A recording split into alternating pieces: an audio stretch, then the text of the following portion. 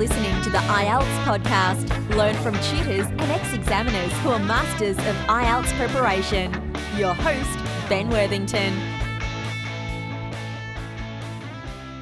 Recent General Task 1 letter questions and answers and sample essays, or sample letters is probably the better way to phrase that.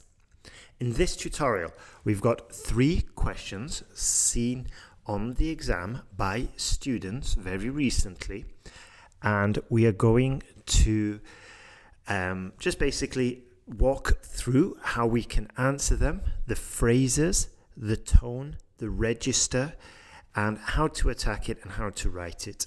Now, if you've been listening for a while, you probably know that, in my personal opinion, this is probably one of the easiest. The reason it's one of the easiest of the writing tasks is because we are expected to use common phrases. These phrases range from, please find my CV attached, don't hesitate to ask if you've got any more questions, I'm writing with regards to all of these. And you can find them on our website. We've got a full list of them. Phrases for letters of complaint, letters of job application, all of them, all the different types that can be expected. Let's jump into the first one. As I said, we've got 3. One is formal, or maybe, the second one is probably neutral, and then the second one is a little bit informal or neutral. And we'll start with the formal one. So write a letter to your manager about your work from last year. Include what you did, what you think you could improve, and a training request. Now, I know this will be formal because 1, it's my manager. 2, it's a work environment. And 3, actually no, there's no third reasons. Just those 2 clues, we know it's going to be a formal letter. Now, how do I organize this letter? Well, I will dedicate roughly a paragraph, which in task 1 is probably 2 or 3 sentences, a paragraph per bullet point. This way I can be sure to get full points for task achievement. And I'm going to use that as my structure. That's the most straightforward way to organize your writing for task 1. So let's jump into it. Dear David Wallace, or even better, it's probably better, Dear Mr. Wallace, comma, I'm writing in response to your request for the annual self-appraisal report.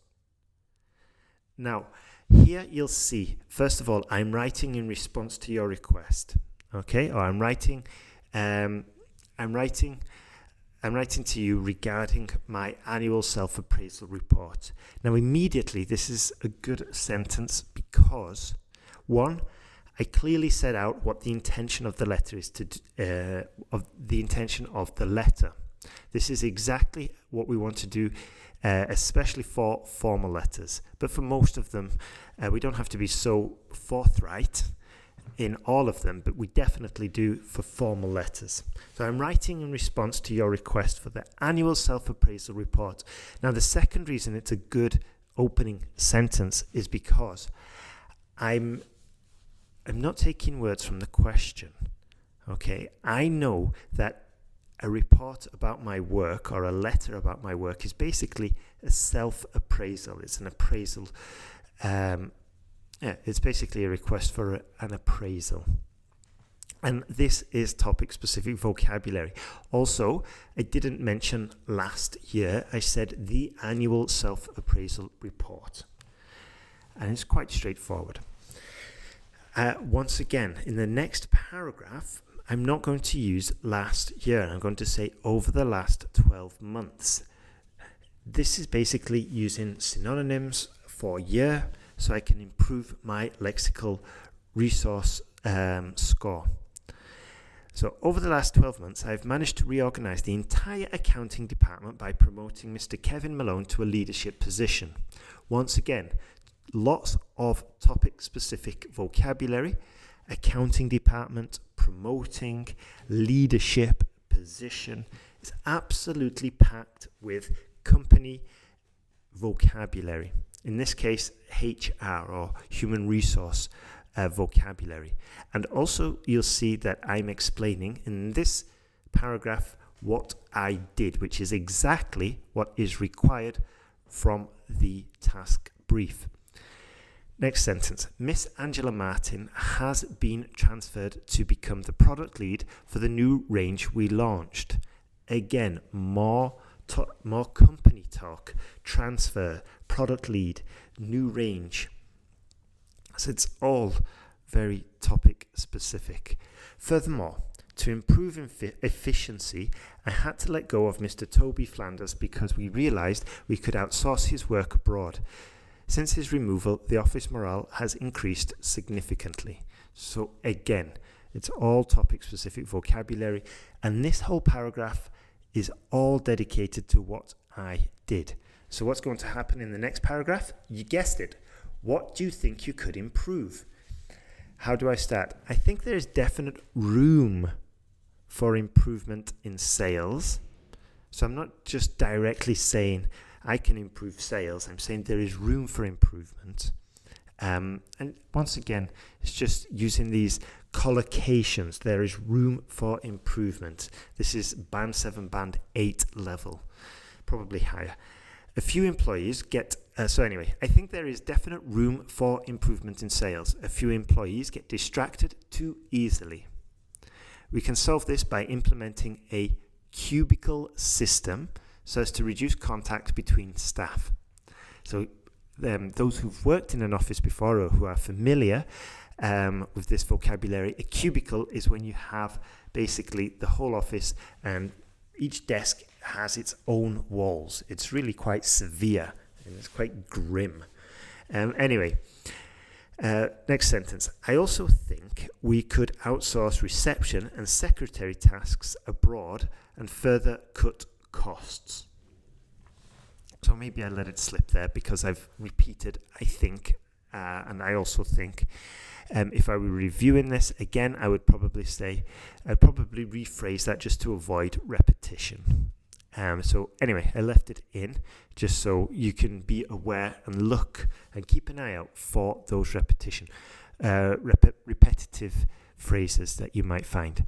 Also, again, lots of company vocabulary about outsourcing, about reception, about secretary, and cutting costs. Cutting costs is another collocation. Final paragraph, what's going to happen?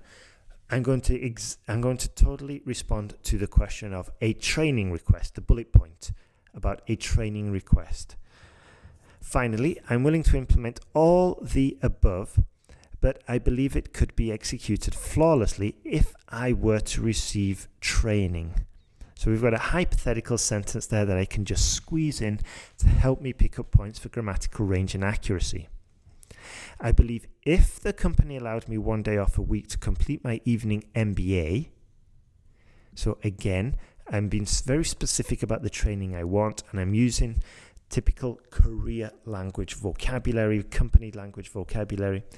And then to finish the conditional sentence, I would be able to not only save money for the company, but also bring in new, higher caliber team members. So once again, company-specific vocabulary, a topic-specific vocabulary, and it's clearly responding to a training request, which is what the question requires.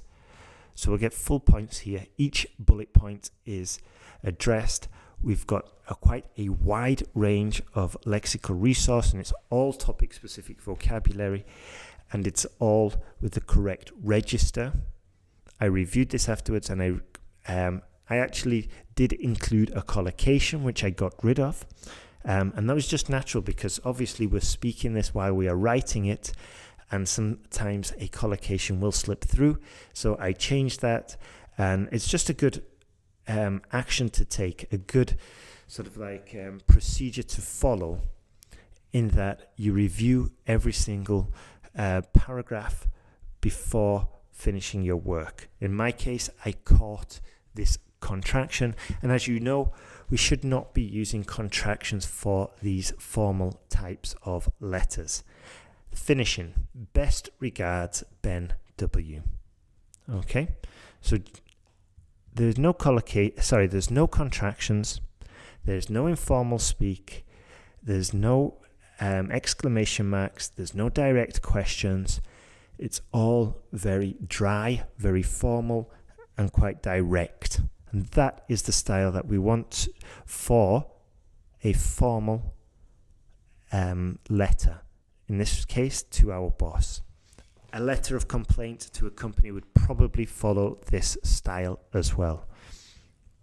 A job application will probably follow this style. So this is probably a key factor with General Task 1. Have a look at the past papers, have a look at the sample essays, and you'll be able to see, you'll be able to recognize the tone, the register, and the phrases that are required for each one. Next one. Write a letter to your friend about a job opportunity you came across that they might find interesting. So this is a friend, and this one I wrote in a neutral style, probably a little bit lower than neutral.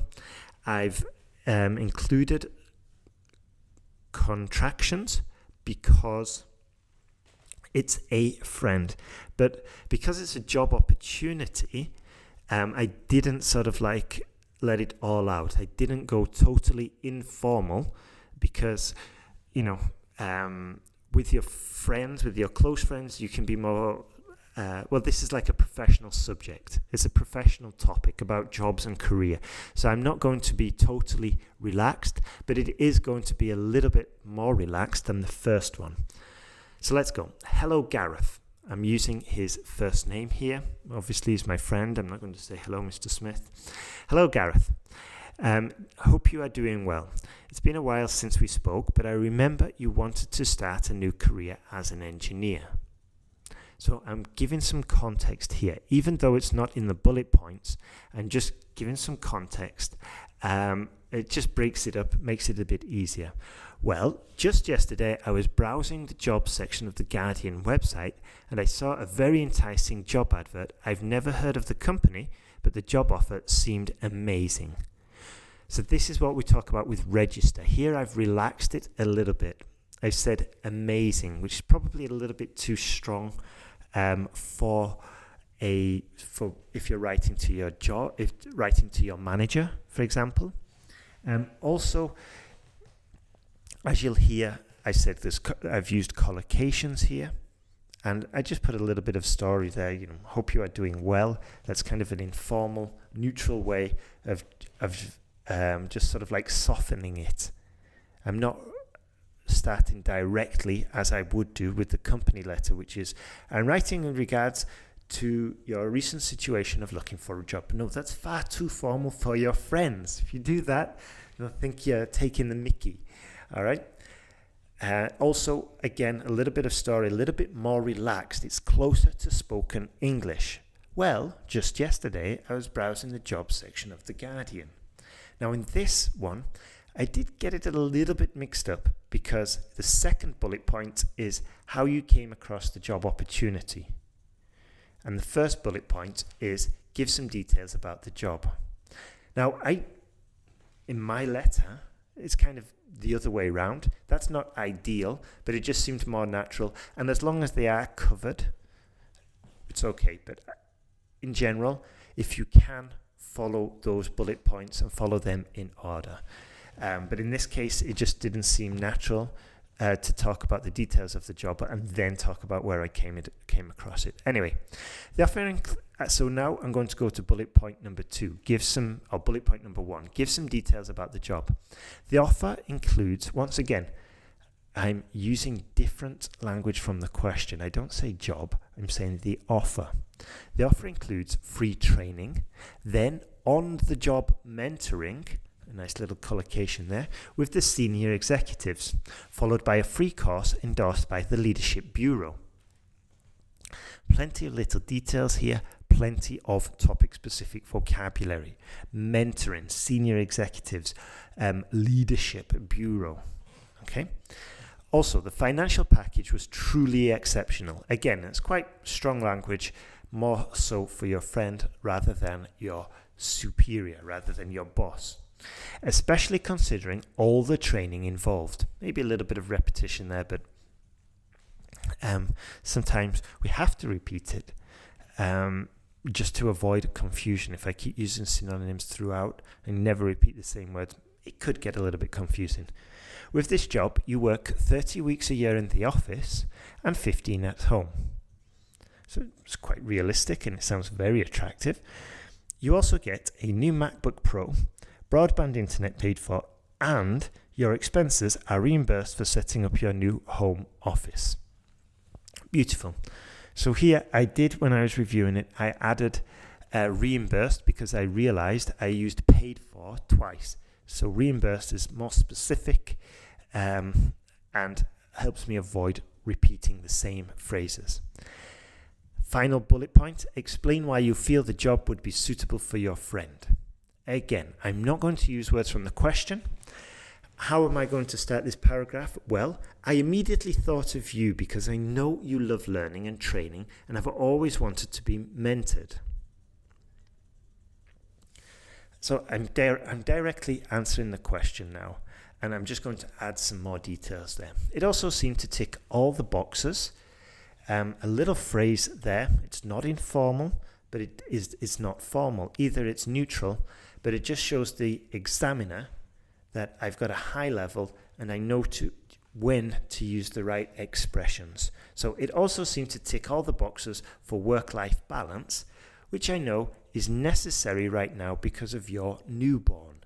So again, putting it in context, I just wanted an excuse to use work-life balance because I know it's a useful phrase to help me score around 7 or an 8.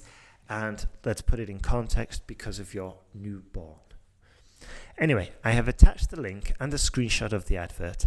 I'd apply promptly, though, because it seems like they'll get a lot of applications. Why did I include that sentence? Well, I just wanted to use, I wanted to use the word candidate, but in the end I settled with applications, typical job vocabulary, and also I just wanted to say I've attached the link, just adding a little bit more detail there, a little bit of advice, and you can see I've been using contractions here. It's my friend. I'm not going to have to write out the full construction every time. And then all the best, comma, Ben W. Straightforward. It's quite easy, I think. It's not an exact match of writing what's coming out of my mouth. I did have to edit it and maybe improve some phrases, but it's much closer to spoken English than the previous one, which was a little bit more rigid. Final one. Your friend is about to move into a new house. Write a letter to your friend. In your letter, offer to help him or her move. Explain how exactly you can help and ask him or her some questions about the new house. Now, because of the context, I know this is my friend that I've known maybe for a couple of months, maybe my childhood friend, it doesn't really matter, but because of the context, I'm helping them with a personal task, then I can go a little bit, not totally informal, but it can be quite informal. So how do we make it a little bit more informal? And it is necessary to get the register, to spot the register we're going to use here. How do we do it? Well, the context, as I said, I wouldn't be helping a distant work colleague to move house. It's very unlikely. So just because it's just reading the context here. So that's going to dictate what kind of language I'm going to use. And you'll probably spot some of the phrases here that we wouldn't use in the previous two. So, hi Donald, comma. I hope you're doing well and your ankle has improved. I knew it was giving you a few problems.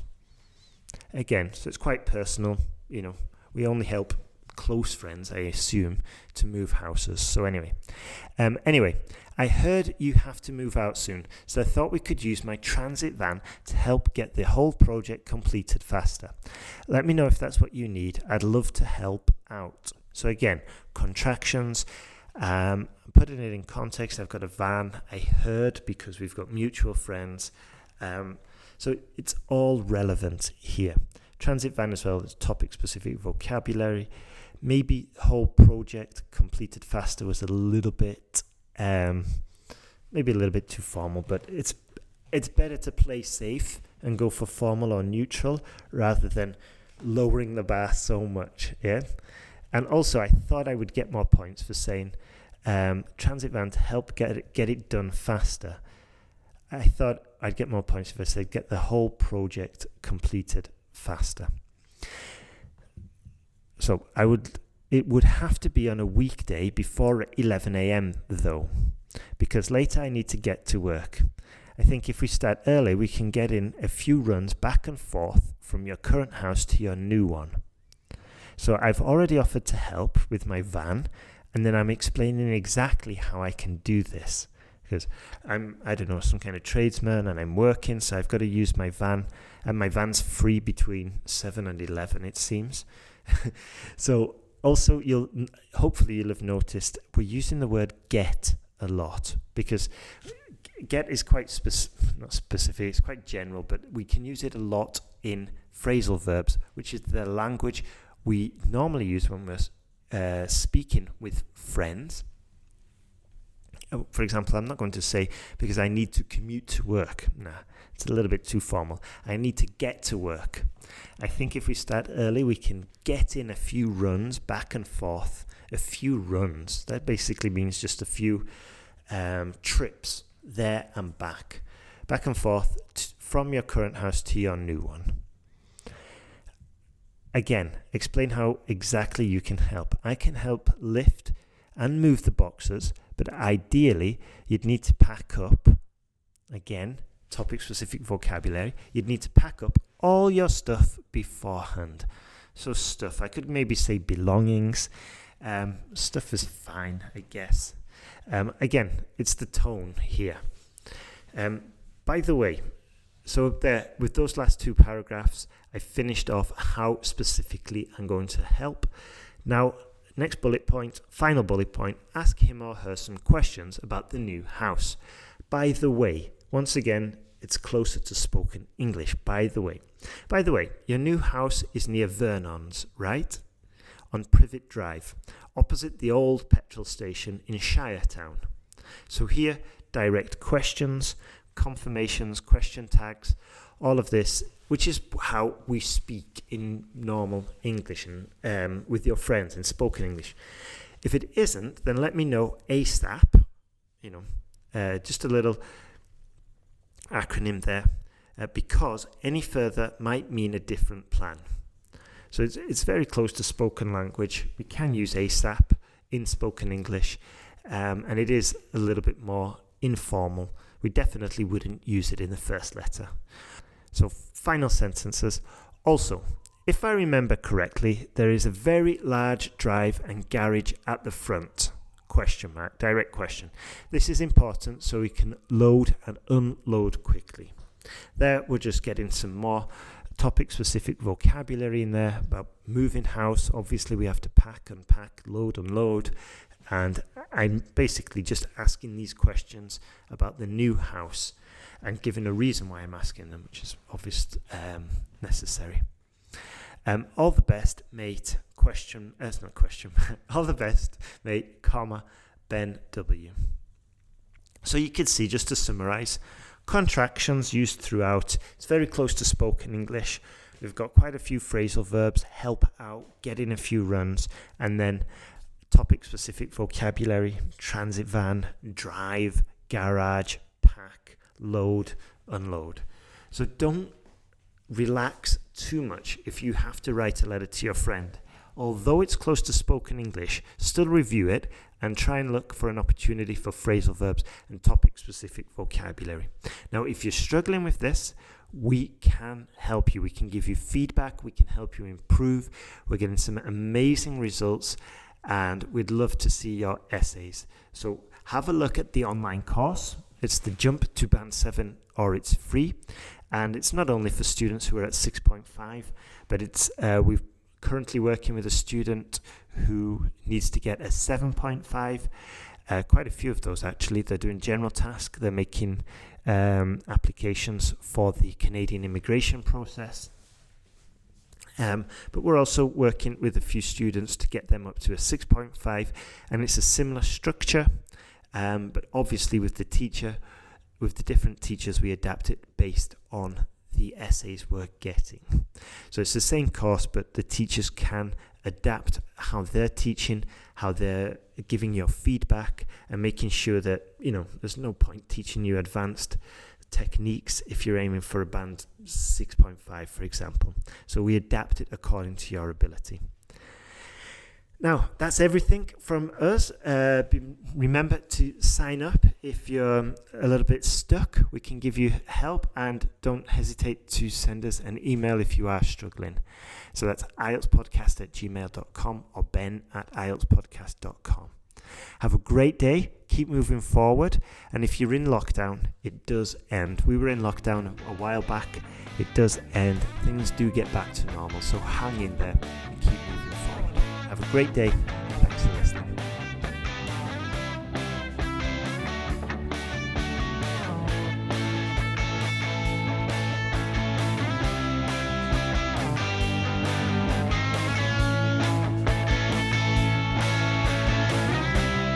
Thanks for listening to IELTSPodcast.com.